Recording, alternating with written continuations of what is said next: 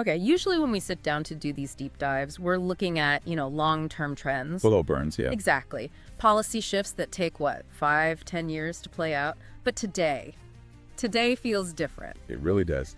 It feels like we are watching the season finale of a high-stakes political thriller, and the writers just decided to blow up the entire plot in the last 5 minutes. It is incredibly volatile right now. Just to timestamp this for everyone, it is February 11th, 2026. And if you're looking at the headlines out of London, the UK Prime Minister, Keir Starmer, is essentially hanging by a thread. Yeah, the rumors aren't just whispers anymore. They're being shouted from the rooftops. We are talking about the potential resignation of a sitting prime minister, and not because of a lost election or a failed budget or something. No, this is about a scandal that reaches back decades, involves espionage, and connects the heart of the British government to the Jeffrey Epstein case. It is wild, and while everyone's watching Starmer, trying to keep his grip on the cliff edge, there is another figure stepping into the spotlight who we really need to talk about.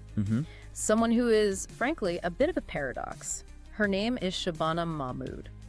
And if the dominoes fall the way many expect them to, she could very well be the next prime minister. Which would be massive, right? I mean, let's just look at the stats on that. Huge. We are talking about potentially the first Muslim prime minister in UK history, the first female Muslim PM, the daughter of immigrants. On paper, that sounds like a massive win for progressive representation. It does, but here is where it gets fascinating, and this is the core of our deep dive today. That's the twist. Yeah, you hear first Muslim PM or daughter of immigrants, and you might assume a certain political vibe, especially on borders and migration. You'd expect empathy, maybe a softening of the rules. But Shabana Mahmood, she is currently running the Home Office with a stance that some are calling harder, more restrictive than her conservative predecessors. It's a massive contradiction, or at least it feels like one. So the mission today is to unpack this. We need to understand the scandal that is clearing her path, who she actually is, because she has a really interesting international backstory, and why her immigration policies are shocking so many people. It's a classic case of, identity not always predicting policy. Yeah. But before we get to Mahmood, we have to set the stage. We have to. We have to understand the explosion that is happening around Keir Starmer. Why is he on the ropes right now? Yeah, let's rewind just a couple of weeks. Starmer was talking about a 5-year mandate. He looked secure. And then Peter Mandelson happened. Ah, Mandelson. Now, for our listeners who might not be deep into UK political lore, Mandelson is a legend, right? He is a titan of labor history. They call him the Prince of Darkness in Westminster. He was an architect of New Labour under Tony Blair, a master strategist. And Starmer brought him back to be the U.S. ambassador. Right. The logic was simple. Bring in the heavyweight, the adult in the room, to handle relations with Washington. But that experience came with a lot of baggage, specifically his connection to the late Jeffrey Epstein. Exactly. And for years, that connection was just Yeah. smoke. It was uncomfortable photos, rumors, flight logs. But on January 30, 2026, just under 2 weeks ago, the U.S. government released documents that turned that smoke into an absolute inferno. I think we need to be really specific here because we've all heard Epstein documents a million times in the news over the years. What made this dump different? The difference is the nature of the interaction. These weren't just, social diaries. These documents, released by U.S. authorities, revealed that Mandelson allegedly leaked confidential UK government information to Epstein. Leaked, as in state secrets. Potentially, yes. The allegations are that while Mandelson was a British minister, specifically during the 2008 financial crisis, he was feeding information to Epstein. Whoa, pause there. 2008, the global economy is melting down, Right. banks are collapsing, and you have a senior British minister allegedly back-channeling info to a disgraced financier. Precisely. And that moves the dial from bad judgment to misconduct in a public office. Which is a criminal offense. It's a criminal offense. It's corruption. That is why the situation escalated from a political headache to a full-blown constitutional crisis in, 48 hours. And the police didn't wait around, did they? No. The UK police have raided 2 of Mandelson's properties. They are actively investigating. So Starmer is caught in the blast radius because he's the one who signed off on making this guy the ambassador. He appointed him. He vouched for him. Starmer's chief of staff has resigned. His communications director has resigned. They're falling on their swords to try and protect him. And it's not working. And then the final blow came from Anna Sarwar. The Scottish Labour leader. Yes. And for those who don't follow the internal geography of the Labour Party, Losing Scotland is fatal. Anna Sarwar publicly came out and said Starmer needs to go. He called the scandal a distraction that needs to end. In British diplomatic speak, that is him shouting, "Resign," from the rooftops. That's it. So Starmer is paralyzed. The police are at the door of his ambassador. His allies are fleeing. And the person standing at the very front of the line to replace him is Shabana Mahmood. So let's pivot to her. If she takes the top job, who exactly is the UK getting? She is a very complex figure. If you look at her origin story, it's quite international. She was born in Birmingham on September 17th, 1980. Her parents are from Pakistan-occupied Kashmir. Okay. But here is a detail that often gets missed in the standard bios. She actually spent 5 years of her early childhood living in Saudi Arabia. Really? Saudi Arabia? That's a very specific environment to grow up in. It is. Her father was a civil engineer who took a job in Taif. So between the ages of roughly 1 and 6, she's living in the kingdom. It's hard to draw a direct line to her policies today, but that must have given her a different perspective. It certainly gave her a global perspective early on. She isn't just looking at the world through a purely Western, Birmingham-centric lens. But she came back to the UK and clearly thrived in the system. Oh, she crushed it. She went to Oxford, Lincoln College. She studied law and became a barrister. And I think that's important. She has a legal brain. A technician. Very much so. She thinks in terms of statutes and clauses, not just sound bites. And she broke ground early. When she was elected as the MP for Birmingham Ladywood in 2010, she was one of the UK's first female Muslim MPs. A huge milestone. But she's not known for just going with the flow, is she? I was reading about her time in the Shadow Cabinet in 2015, and there was this moment that really seemed to define her character. You're referring to her resignation. This is the best character study we have. Tell us about it. In 2015, Jeremy Corbyn took over the Labour leadership. He was very left-wing, very unexpected. Most MPs, even if they didn't like him, kept their heads down to keep their front bench jobs. Right. Mahmood didn't. She resigned immediately. She just walked away. Walked away. She fundamentally disagreed with his economic and foreign policies. She went to the backbenches, which is basically political exile, for years. That takes guts. In politics, once you leave the front bench, there's no guarantee you ever get back. It does. It showed she has a spine. She wasn't willing to just nod along. She spent years as a regular MP, but she climbed her way back up. And when Labour won in 2024? She became Justice Secretary, and then, in a twist of fate, she was appointed Home Secretary in 2025 after Angela Rayner resigned. Okay, so now she is sitting in one of the most powerful offices in the country, the Home Office. And for our international listeners, we should probably clarify. The Home Office is basically the Department of Justice, plus Homeland Security, plus Immigration, all rolled into one massive headache, right? Essentially, yes. It controls the police, national security, and crucially borders. It is widely considered the graveyard of political careers because it is so difficult to manage. And this is where the deep dive gets really interesting, because you'd think, given her background child of immigrants, roots in Kashmir, she might be the face of a more, let's say, lenient immigration policy. That's the logical assumption.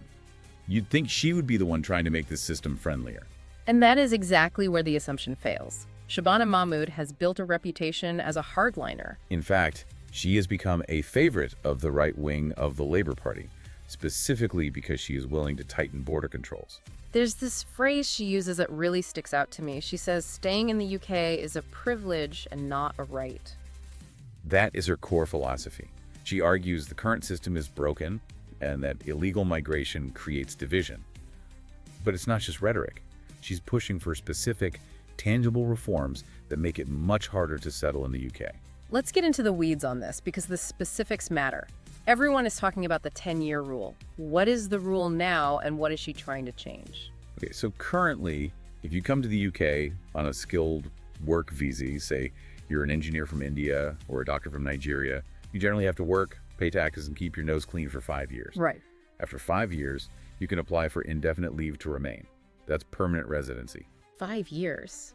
That feels pretty standard for a lot of European countries. It gives people a light at the end of the tunnel. Exactly. It allows people to plan their lives. They can buy a house, they can put down roots. Mahmood supports doubling that wait time. Doubling it. She wants to move the requirement from 5 years to 10 years. 10 years? That is a decade. I mean, that's a decade of living in limbo. It is a massive shift. And think about the practicalities. For 10 years, you are renewing visas every couple of years. You are paying thousands of pounds in health surcharges and application fees. And you usually have no recourse to public funds, right? Meaning if you lose your job in year 8, you get zero support from the state. Yeah. You could have built a life for 9 years, paid taxes for 9 years, and still be sent back because you haven't hit that 10-year mark. That is incredibly harsh. What is her rationale? Why does she think this is a good idea? Her argument is about integration. She believes 5 years is simply too short a period to gain the full benefits of settlement. She was quoted by the BBC saying, "I think at 5 years, that's actually quite a short period. I think it's right, therefore, that we extend it." She thinks a longer period ensures people are truly committed to the country. That's the argument. But surely that's controversial within her own party. I mean, Labor is historically the party that supports immigrant communities and workers. Oh, absolutely. The reports indicate that around 40 Labor MPs are deeply conflicted about this. They see it as draconian. And bad for the economy, I imagine. They argue it's terrible for the economy. Yeah. Why would a top scientist come to the UK for a 10-year wait when they can go to Canada or Germany for 3? So how does she survive that criticism? How does she defend it without looking like she's, betraying her own roots? This is where her identity becomes her armor. She gave an interview to Sky News back in 2025 where she directly addressed this tension. She said, "I am the child of immigrants. Illegal migration is creating division across our country." See, that's the aha moment for me.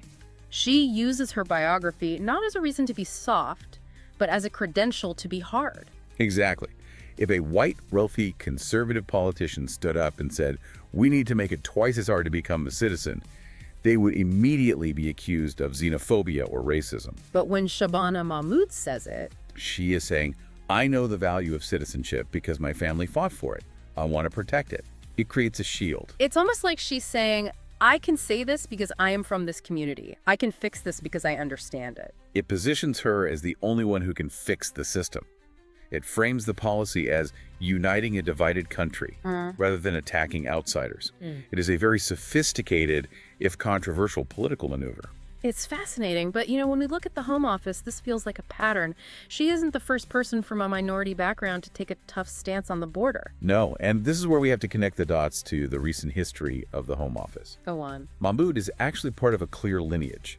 This is what some analysts call the Home Office phenomenon. The Home Office phenomenon. Yes. If you look at her predecessors, Priti Patel, Suella Braverman, James Cleverly, they were all from diverse backgrounds, and they all pursued policies of firmness at the border. Right. Priti Patel had the Rwanda plan. Correct. Priti Patel, the daughter of Ugandan Indian immigrants, developed the points-based system and the plan to send asylum seekers to Rwanda.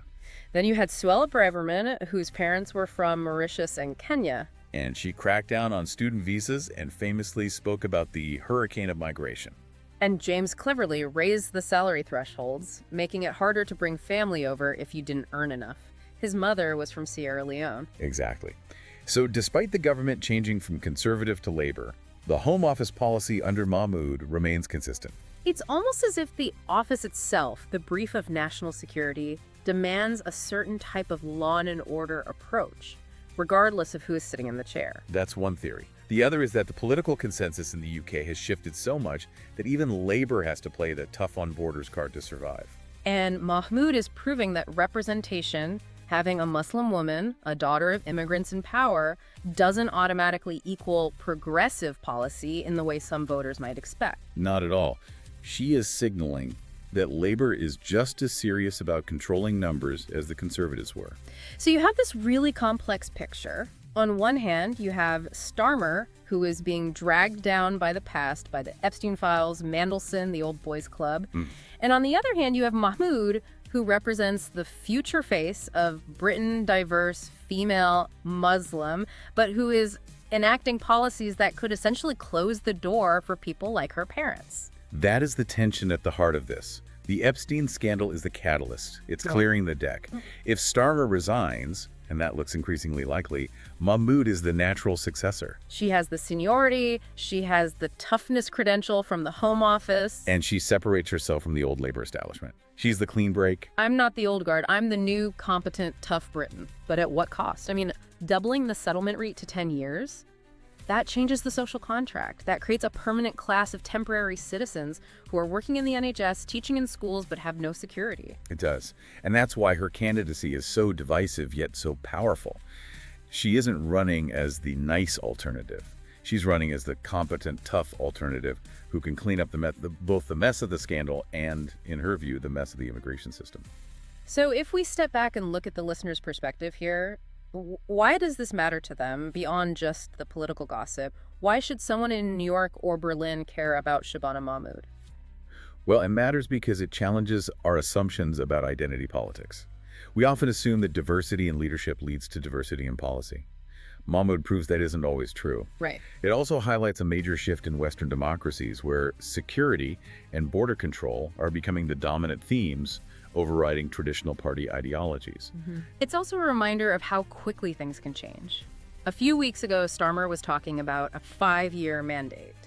Now we're looking at police investigations and a potential leadership contest. Politics moves fast. Yeah. And in this case, the combination of a historic scandal and a historic candidate is creating a perfect storm. So as we wrap this up, we are watching a potential glass ceiling about to shatter. The UK could have its first Muslim prime minister. That is objectively a huge deal. It is a massive milestone. But we have to ask the uncomfortable question. Which is? If Shabana Mahmood becomes prime minister, she will have achieved something incredible for representation. She will have climbed to the absolute peak of British power. But by doubling the wait time for permanent residency and enforcing strict border controls, is she effectively pulling the ladder up behind her? That is the question to chew on. Is progress just about who sits in the chair, or is it about who they let in the door after them? We're going to be watching this very closely as the situation with Starmer develops. Absolutely. Thanks for joining us on The Deep Dive. We'll be back as soon as the next shoe drops in Westminster.